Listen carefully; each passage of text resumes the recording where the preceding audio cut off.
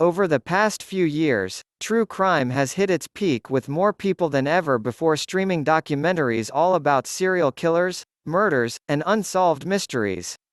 Long gone are those late nights where you would have to stay up till 1 a.m. to watch anything about the morbid and the macabre.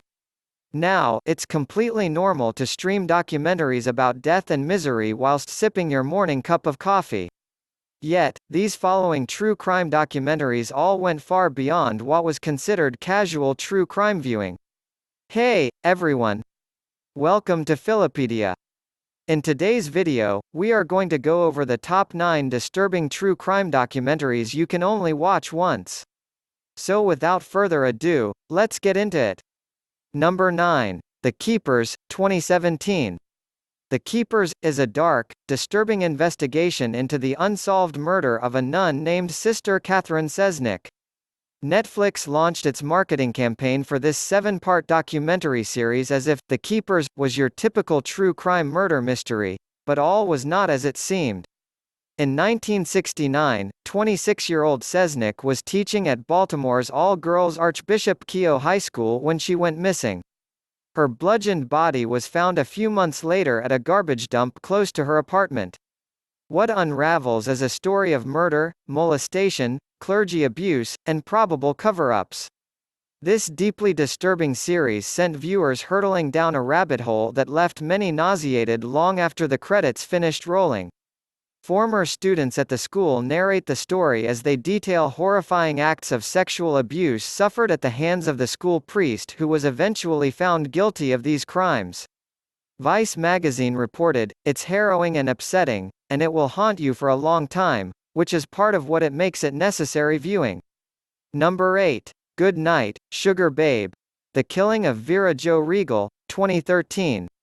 Good Night, Sugar Babe. The Killing of Vera Jo Regal details the tragic life of 24-year-old Vera Jo Regal who had the mental capacity of an 8-year-old. Vera Jo, unfortunately, met Sherry Brooks, a domineering mother of 9 children, who convinced her to fall pregnant with one of her sons.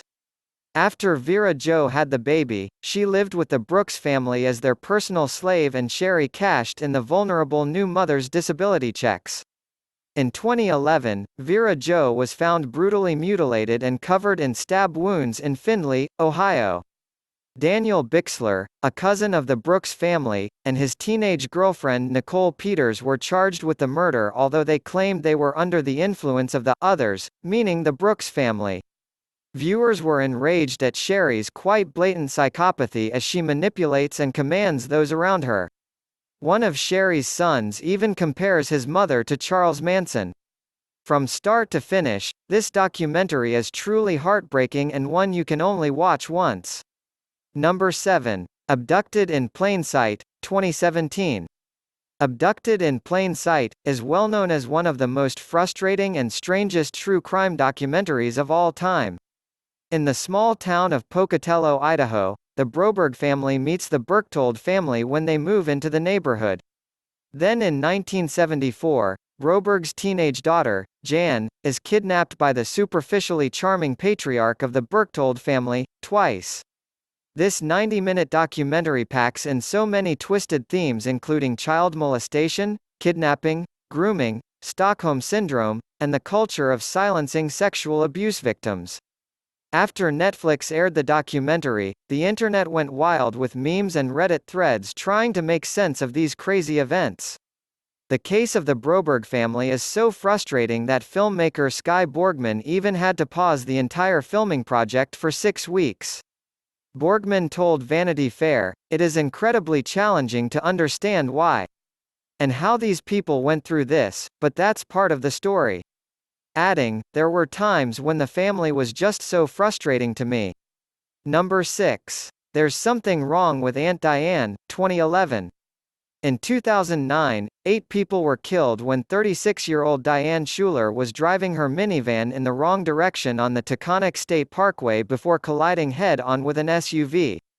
The victims were Schuler and her daughter, Schuler's 3 young nieces, and also, the 3 adults in the SUV. There's Something Wrong with Aunt Diane details all of the events in the lead-up to the accident. It is suggested through toxicology reports that Schuler was under the influence of alcohol, more than twice the legal limit, and marijuana when she got behind the wheel. A vodka bottle was also found in the minivan after the crash. Still, Schuler's family refuses to accept this explanation as they believe Diane never used drugs or alcohol and that other possible medical complications were the real cause for her erratic driving. Lead investigator Tom Ruskin told CNN, "I've never seen a case like this. No one has seen this woman drunk and we have interviewed over 50 people, relatives, friends, colleagues and former employees from her company. There are many disturbing questions left unanswered once you've finished watching." Number 5. Time. The Khalif Browder Story, 2017. 16-year-old Khalif Browder was on his way home from a party when NYPD officers suspected him of stealing someone's backpack. Browder was interrogated then imprisoned without trial, between 2010 and 2013 at Rikers Island. He spent 1,000 days behind bars, 800 of those days were in solitary confinement, before the charges were dropped. In 2015, Browder was restarting his life at Bronx Community College whilst suffering from depression. He said, "I'm mentally scarred right now. That's how I feel. There are certain things that changed about me and they might not change back." He took his own life at the age of 22 years old. The 6-part documentary is produced by music mogul Jay-Z and Orange as the New Black actor Nick Sando. Jay-Z said, "Browder's death is here to teach us to save a generation of kids. It's hard to watch, but important to see." Since the release of the documentary, then-President Barack Obama eliminated solitary confinement for minors. Number 4. Cropsey, 2009. Imagine if an urban legend you believed in childhood actually turned out to be true? This is the exact reality for Cropsey directors Josh Zeman and Barbara Brancaccio, who grew up on Staten Island. There was an urban legend that an escaped mental patient was on the run from the hospital. It turns out that a former janitor at the local high school named Andre Rand had actually escaped from Willowbrook Mental Institution. Rand kidnapped and killed 5 young children in the area. Throughout the documentary, both directors launch into an investigation and connect the Cropsey urban legend with Andre Rand's sinister crimes. Talking about his investigation, Zeman said, "The police didn't have our opportunity.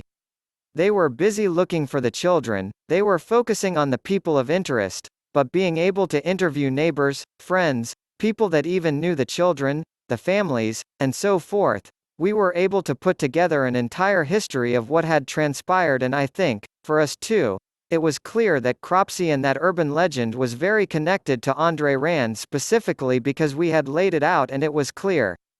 This documentary is more like a horror film, but the events are disturbingly real." Number 3. Capturing the Friedmans, 2003. Filmmaker Anthony Jarecki initially set out to make a documentary about popular New York City entertainer David Friedman titled, "Just a Clown." However, instead of the fun, behind-the-scenes showbiz film that he had in mind, Jarecki captured a more sinister and disturbing story. He uncovered both Friedman's brother, Jesse, and Jess's father, Arnold, had pleaded guilty to child sexual abuse. In 1987, police intercepted a package containing child pornography addressed to Arnold Friedman, who was working as a teacher. Following a search warrant, they found further disturbing material and began questioning Arnold's young students. Next came a mass panic amongst parents and immense press coverage of the family. Using home video footage of the Friedman family from the days leading up to the trial, Jarecki explores the conflicting stories of the accused and survivors. The low-budget documentary was a hit worldwide, grossing more than $3 million at the box office and received an Academy Award nomination for Best Documentary Feature. Number 2. The Trials of Gabriel Fernandez, 2020. Few documentaries are as heartbreaking, horrifying, and disturbing as Trials of Gabriel Fernandez. Filmmaker Brian Knappenberger began documenting the trial of Pearl Fernandez, and her boyfriend, Isauro Agaram, in 2018.